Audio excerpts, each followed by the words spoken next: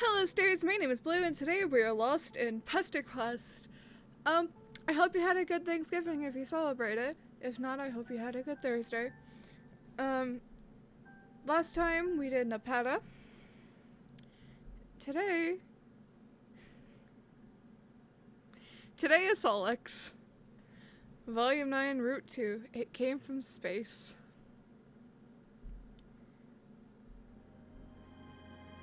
So, this is it. You think the Solix guy is going to be a piece of grub cake. From what both Carcat and Kanaya have told you, the poor guy recently got ghosted by his girlfriend? Best friend? You're not quite sure what they were, and apparently neither do their friends. For trolls, friend seems to be as loaded of a word as girlfriend. Regardless, from what you've managed to gather, they were quite close, and her ghosting him has had serious emotional effects. She has quite literally ghosted him. Thing is, the guy sounds like a mess and looks like a loser, and boy, is he ready for you. He's been flying low for a while, and you're ready to scoop him up and baby feed him the tenderest of worms directly into his mouth. MC no. Figuratively speaking. Unless he's into that, then so are you. And you're so fucking ready to do it. Literally. MC, please. Out of all your mutual friends, Carcat has shown the most concern in the most backhanded of ways. Trapped in those throes of an extremely online six sweepdom, he's unable to tell Solix he's worried. So, instead of having an honest conversation with a longtime friend, Carcat has arranged for an Alternian meet brute between the two of you. It's foolproof, which means it's you-proof. Carcat gave you an honestly frightening amount of detail on Solix's everyday routine.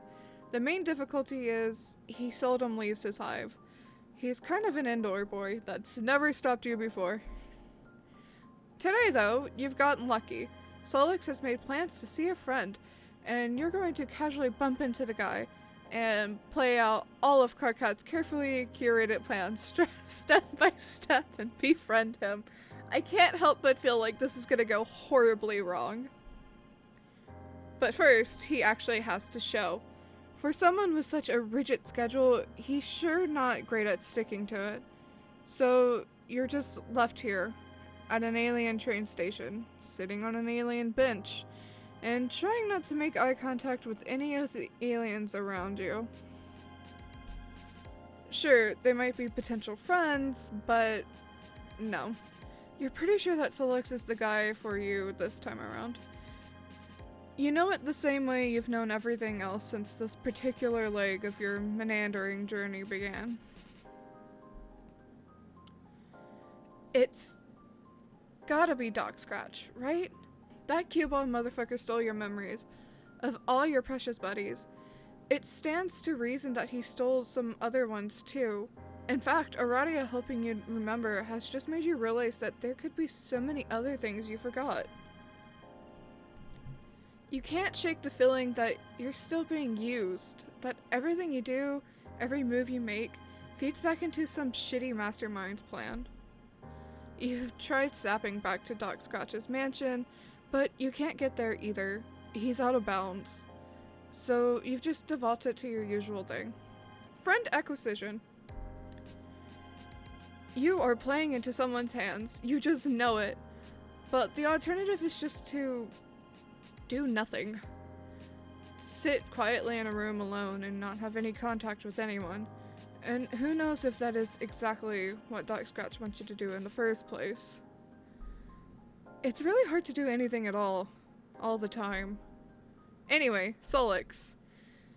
You heard a lot about this dude, and you're certain he's heard a lot about you. How could he not? You're basically best friends with everybody he knows. You are an unstoppable friending force. Oh fuck, there he is!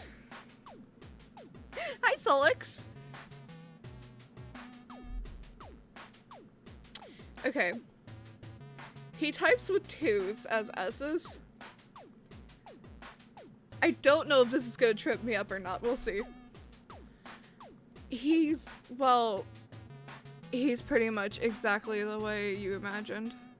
How did Karkat put it? A skinny fuck and a total loser who would be utterly lost without Karkat's devotion and guidance. Yep. Just like that. His music's kind of a bop.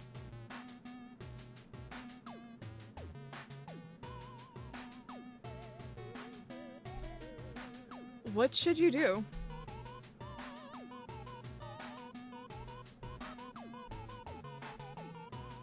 What if we decide the time isn't right? What if you decide to hang back and wait a little longer? You stand on the platform a few polite feet away from him. Before long, a train pulls up and you see Solix take a furtive peek inside before walking back out to the platform. That's interesting. A second train comes in and he seems to deem this one worthy. He hops in. You count to 10 before rushing in. Bees. The car is almost empty. It's just you, Solix, and a pile of blankets in a corner. The inside of the car is bee themed. Man, trolls really love bugs. Bees! Solix takes a bench seat and puts his bag next to him. So there's no chance anyone will sit there. Luckily for you, the one in front of him is still empty. They're all empty, actually, so you take it. Ah! How is MC so bold with these things? There's something a little nostalgic about this setup. It feels like any minute now Solix is going to ask you arbitrary questions that may affect some cosmic choices in your life moving forward. But he doesn't. In fact, Solix's face remains totally neutral. All he does to acknowledge your presence is lift one single brow. The time you spent near him may have been short so far, but the idea of him you've built in your head is quite strong. You've heard enough from his friends to know he's not bothered at all.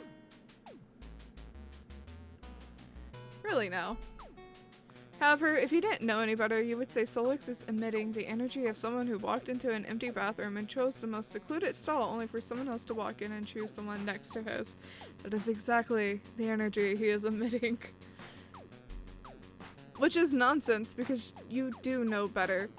All the secondhand knowledge you've got of a guy can't be wrong. He's doing what you've mentally dubbed his tsundere act. Oh god.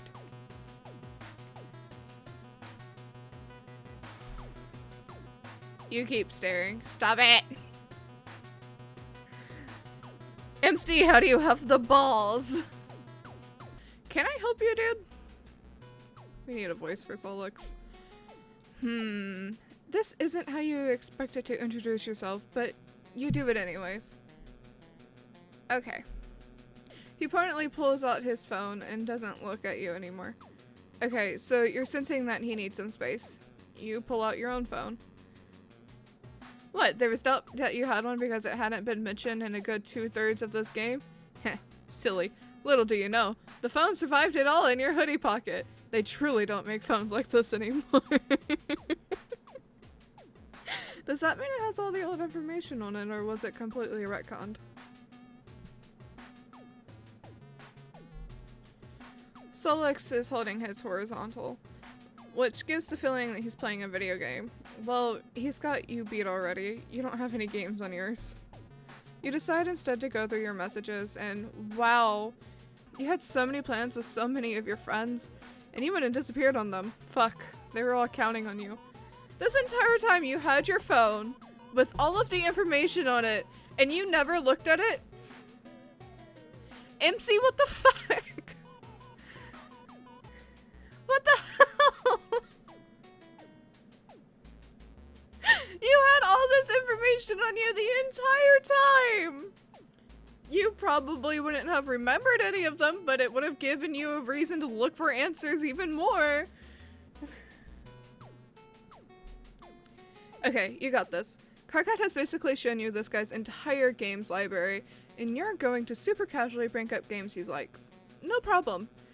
There was a name on it that had really surprised you, but in hindsight, it makes sense. Back at home, the game is still widely popular. Nobody knows where exactly Minecraft came from, but fuck, everybody loves it. Including myself. You loudly announced to absolutely fucking nobody because you're being so casual and friendly that you love Minecraft. Every gamer knows that one.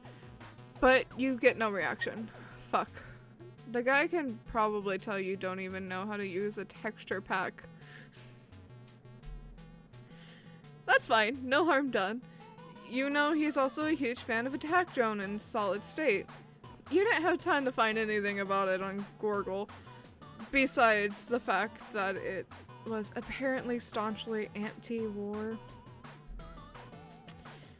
The guy making the games got away with it for a while before the Empire caught up with him, mostly because nobody actually understood what the fuck it was about.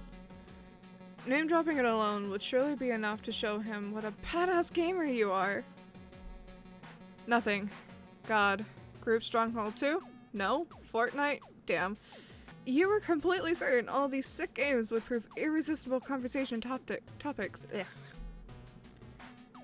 You look sick. I don't actually give a fuck, but please don't puke on my shoes. That startles you. Immediately you reassure him you're fine. That sounds like bullshit, but I'll believe it since I don't want to make this any more awkward. I'm Solix. Oh! You're surprised he's changed his tune so fast. You're that alien everyone's talking about, aren't you? How did he know? You've been messaging me for days, dude. And been totally weirdly invasive to me. Whatever, I'm in a good mood today, so we're starting over. Okay, this isn't bad. You can do this. You introduce yourself over again and try to play off the fact that you know a creepy amount of insider knowledge on this guy. I don't see what the big... Hey, why are you blabbing so loud? Can't you see I'm trying to sleep here? A small olive troll pops out from the blankets in the corner. Somehow, this really shakes Solix. We need to leave immediately.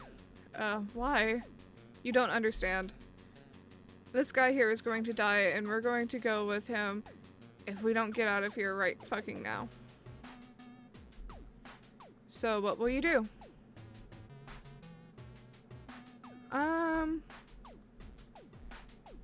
What happens if we teleport away from danger?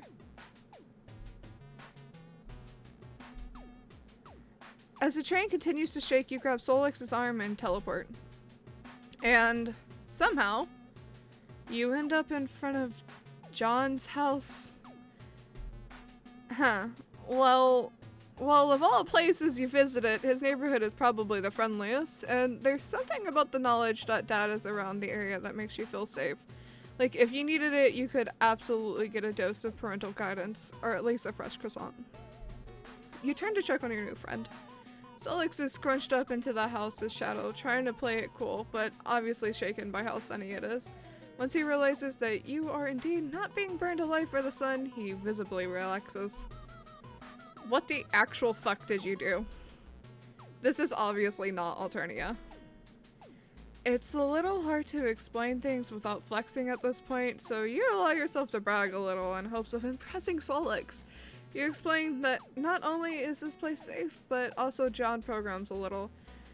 He's probably worse than Carcat at it, and it'll surely cheer Solix up. You're certain Dave is also around. He reminds you a little of... Can you stop? Fuck. Stop what? I don't think you get how weird you're being. I haven't told you anything about me, and somehow you've managed to know a lot of really personal information about me. Honestly, it's creepy as fuck. I know you're friends with basically all my friends. And I'm sure they told you I'm kind of an aloof piece of shit and grumpy and hard to get along with. And half the time I feel like I don't even deserve them. And then you walk in and they all adore you instantly. Fuck, even Ek likes you. You don't understand. Shouldn't this make your friendship easier? You don't get it. I'm way more complex than whatever the fuck I say online and what my friends have told you. Real life isn't like a dating sim in which you fumble your way into the right choice. Why do you even want to friend me? Well, both of you share so many friends. It's only natural, isn't it? Solix looks at you. Her expression remains neutral, yet somehow you feel harshly judged. I don't think you understand how things work for people like me. I had a wake-up call in which I realized nothing I do really matters. Whether I want it or not, I'm destined to be a war machine. Oh no. I already got a taste of it once. It can't be harder than the first blood, right? He smiles a little. It makes you feel worse. Solix is letting you in on something that you don't have the full picture for. Anything you say at this point wouldn't be any help. I'm stupid enough that I'll resist. So it'll definitely suck big time for me. But I already made a mistake of trusting someone who let me believe I can make a change. But shit's got fucked, and that's that. That is most certainly not that. It's not too late. Things are better. You've made sure of it. You can make a change. Both of you. You're not entirely sure what he's talking about, but he doesn't have to become anything he doesn't want to. I can see why the others might like you. And for whatever it's worth, I do wish I could believe you too. Oh. Before you can react, he's flying away. Fuck. Shit. Now he's lost on Earth, and oh god, he could have at least have waited for you to get him back home. What if the wrong people find him and do fucked up experiments on him? Oh, but he definitely doesn't want to have anything to do with you. See you. See you, Space Gamer. Hey, there he is. That's a see you, cowboy. See you, Space Cowboy. Okay. Looting. And if we tell Solix nothing is wrong, you put your hand on Solix's shoulder. There is nothing wrong. Their train continues to shake. Are you out of your mind? We have to... The shaking stops as suddenly as it started. Both Solix and the Sleepy Troll look around confused. Everything looks fine. Sleepy Troll just yawns and goes back under the blankets.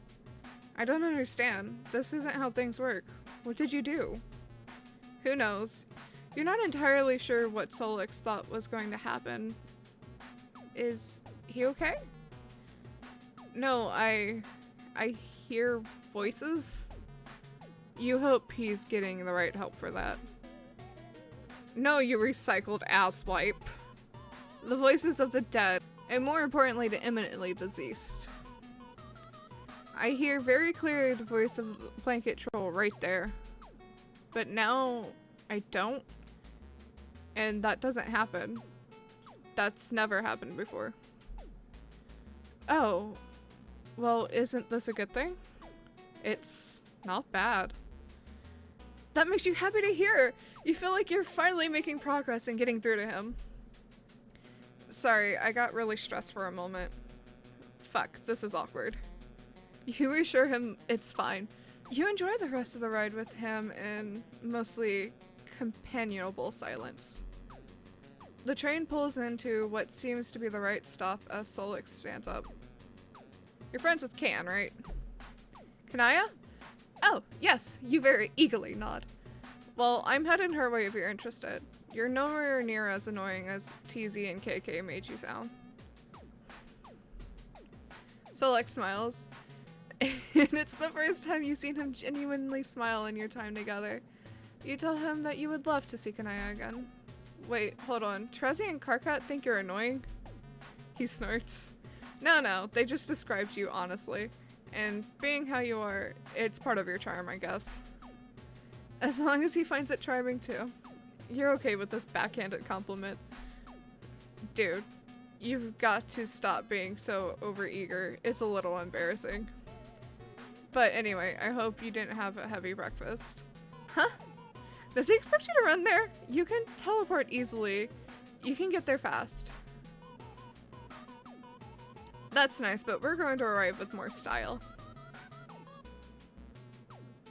Are we gonna fly with Solix? Before he's done talking, you're already in midair. You've been lifted by psionics before, but it's the first time you feel completely weightless. It's like gravity has completely forgotten you have to answer to it. Brace yourself. I refuse to slow down. That's totally fine. Let's go! So you do. Everything around you becomes a blur. You know you're somewhere, but everywhere just looks like colors.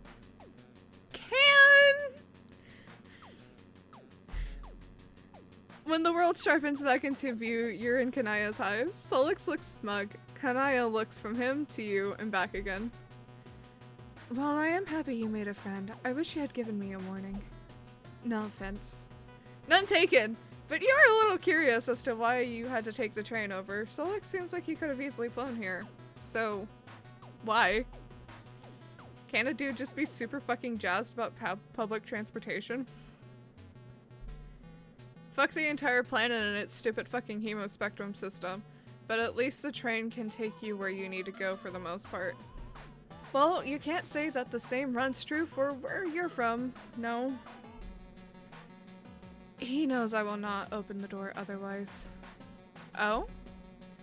Kayan, you're really killing my vibe here. Completely harshing it. Well, I think our friend would appreciate knowing that while powerful, you are still a developing young troll. And I would rather not have to mop your brains off my front door. Are we really doing this again, Miriam?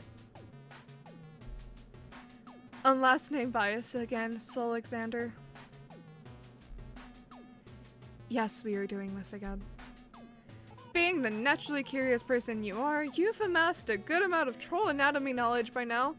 Thus far, weird alien brain anatomy has eluded you. What happens is that I have big brains. That is almost as big as my... What happens is that when we were younger, Solix would get really sleepy if he used his powers too much. Then Kayan found Gorgle. And found terms like dopamine, noradrenaline, cyamine, and now she thinks she knows better than me. Solix, please. I sent you the links. We both know the same amount. Yeah, whatever. I came to do a favor, so I decided I needed assistance for a change. Solix, if you're going to make excuses, make good ones. Instead of being annoyed or embarrassed, Solix seems delighted to hear Kanaya's words. He already looks way more relaxed and in his element than he was in the train. So what's the problem this time? Where is it? Well, you see the keyboard will not work. I just have no idea what happened. Did you unplug it, Can? Kanaya points to her computer. It's very clearly been cut in Who pissed you off? Who pissed you off, Can? Most likely Saul didn't have. Very cleanly, if you must add. Solix looks at it like he's seriously considering what could have happened to this computer.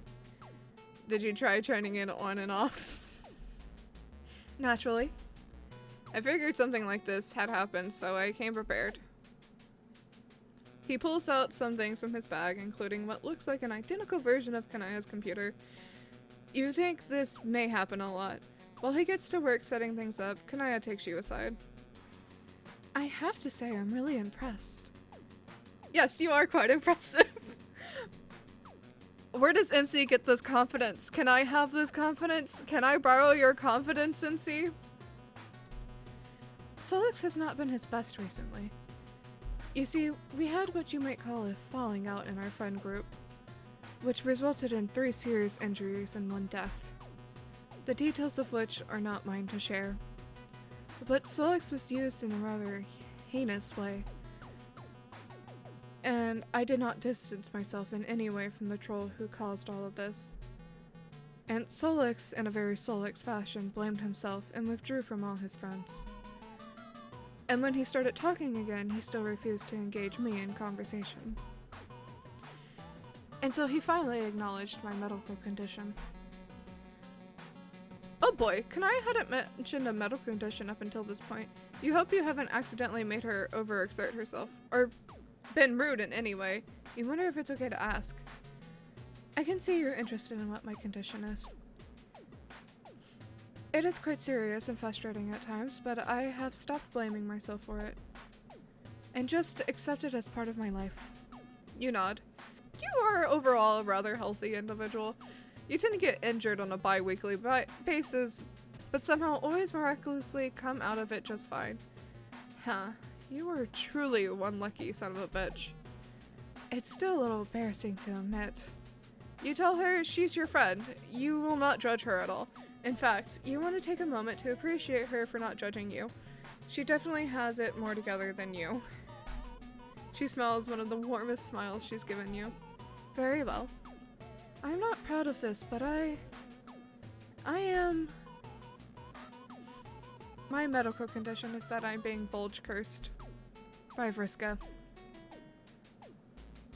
Vriska cursed my bulge. What is this? What? You gape at her. Holy shit! Thank you. I've learned to live with it.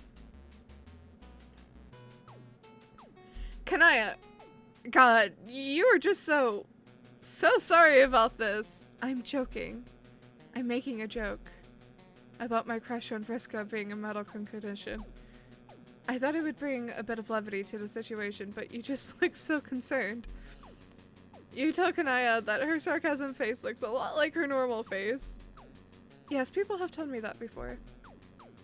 Solix chooses that moment to slide back in. It's all set. Thank you. I added something that you've been bothering me about for a while. They move towards the computer, and you can't see the screen from where you are, but you can see Kanaya's face light up at whatever they're looking at. Oh, Solix. I know you did not want to share these pictures. I hope it did not push too far. No, you didn't. I was just being a stupid fuck. I don't know why I was so hung up on it. I'm 6 now. I'm technically an adult. Not really, but thank you. It means a lot to me. Yeah, whatever. We both look like stupid grubs in these pictures. Oh, okay. That immediately grabs your attention. Well, we were quite young. You try moving closer to take a peek, but Kanaya throws you an absolutely murderous look. Whatever embarrassing childhood memory lane they're going down, it seems that it's deeply personal to Solix. For once in your life, you mind your own business. It's kind of awkward to see myself like that. What the fuck am I wearing? It was very fashionable for the time. I would know I had made it for you. It's not you or the fashion, it's just... Picking up on his discomfort, Kanaya saves the day before you can butt in. Focus more on what you had done to your own hair.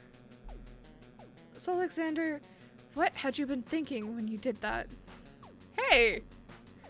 After a few more minutes of reminiscing, they move away from the computer and back to where you're standing. You hope they both appreciate you staying in your own lane.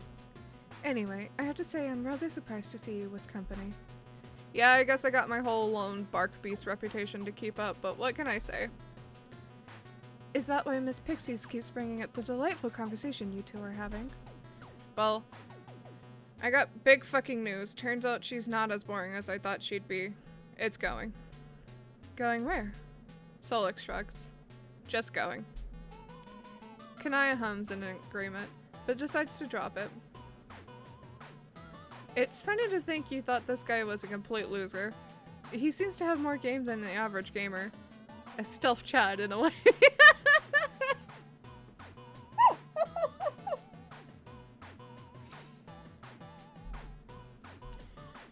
Wait, hold on.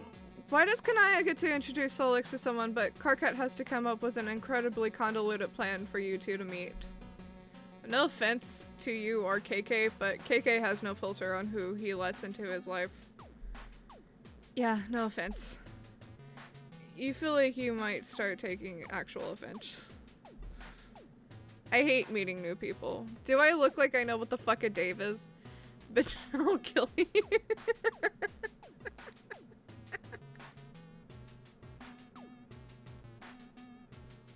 You know, that's valid. That's fair. No, you will not. No, I won't. It's a meme. Fuck Can. She smiles pleasantly. You feel a little bit like an outsider, like you're missing some history between them.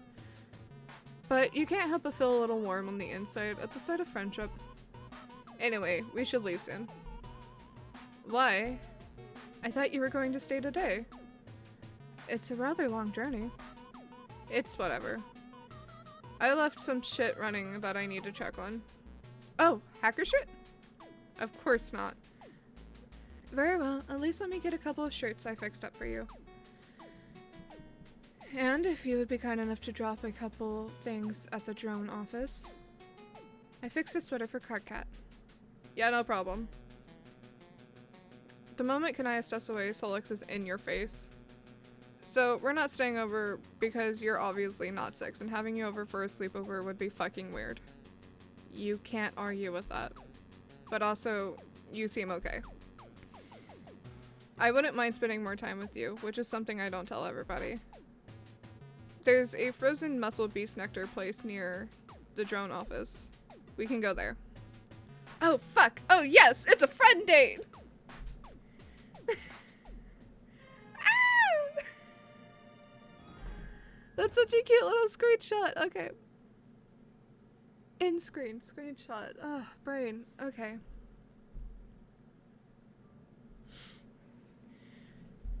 I'm hoping it didn't show, but I was kind of not completely here this entire recording, and I wish I was. Brain said, no focus. Head empty. I'm glad we got Solix to open up to us, though. Next is Erden and Pfeff, and then we get to meet the other kids, and I wonder what's going to happen at the end of all of this. That's something to think about when we get there, though, I guess.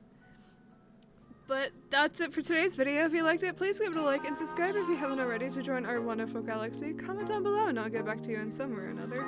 And I'll see you for our next adventure. Remember, we're all made of the same cosmic dust, so be nice. Kate, love you. Bye!